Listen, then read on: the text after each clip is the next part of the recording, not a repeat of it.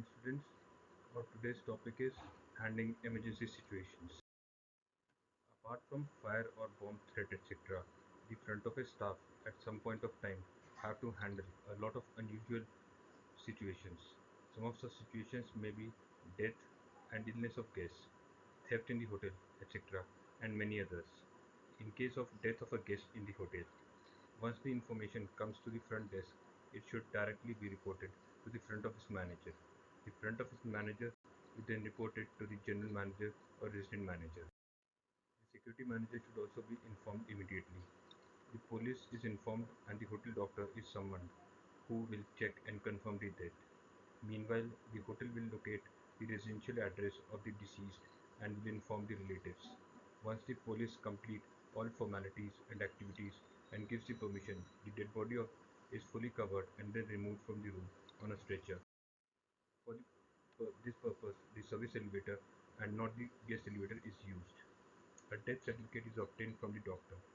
A report should be prepared as to who informed of the death, time, room number, and date of the death. In case there is any luggage of the deceased in the room, a list should be prepared and the luggage should be kept in the luggage room, and the person performing this activity should sign this report. The guest room is locked and sealed. After getting clearance from the police, the room is opened and thoroughly disinfected and spring cleaned, and only after permission of the police and subsequent permissions of the general manager or resident manager, the room should be sold. Some important facts to be kept in mind are: do not enter the room alone. Always take the lobby manager and security officer with you. In case you are aware that the deceased was under the treatment of a specific doctor, the same should be called instead of the hotel doctor. His physician will also be helpful in knowing and notifying the incident to the relatives and people known to him. Do not disturb the body or touch anything before the arrival of the police, as this may be a murder or suicide case. Handling accident cases. A knowledge of first aid would come very handy in such situations. In general, the following points should be taken care of. Remove the person who met with the accident from the site of accident as early as possible and take him to a more comfortable area using a stretcher in case the need be. Call the doctor and if possible give him the details of accident and gravity of the accident. Take someone along with you to the site of accident as you may need help. Keep alert. You may serve the victim immediately by providing first aid. Try to protect your establishment from false allegations. In a situation of theft, theft is divided into the following categories. Damage of hotel property by the guest can be avoided by the hotel staff should identify the main cause for the damage. If the damage appears to be done intentionally, the hotel can ask the guest to pay the compensation for the same. For this, it is necessary that the front desk will well versed with the cost of the damaged item.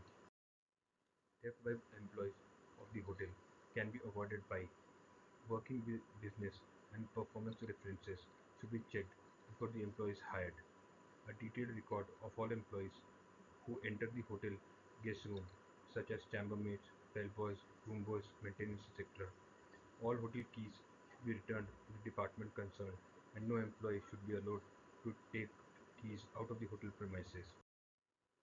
Theft by theft of hotel property by the guest can be avoided by taking the following steps: installing automatic locks on the guest room doors, appointing a security officer who would walk and take rounds at regular intervals, inform guests to use the safe vault of the hotel and not to keep valuables in the room. Keep a watch on walk-ins as their likelihood of being a thief is more as compared to a guest who has undergone a process of making a reservation in the hotel.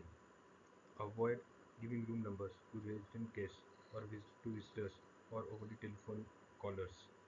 In case the guest loses his key and asks housekeeping to open the door for them, housekeeping should inform the front desk. Master key should be kept under strict supervision and control. Theft by outside visitors can be avoided by being aware of suspicious persons, regular and irregular schedule of vigil and rounds, Stagger lunch and rest periods of employees so as to keep one person on duty on each floor at all times. Instruct the telephone operator not to connect calls to the guest room in case the request is made by the caller by room number. The receptionist should insist on knowing the name of the guest who the caller wishes to speak to. Guests should be informed to keep the balcony door closed to avoid anyone entering the room from the balcony. Closed circuit television should be used.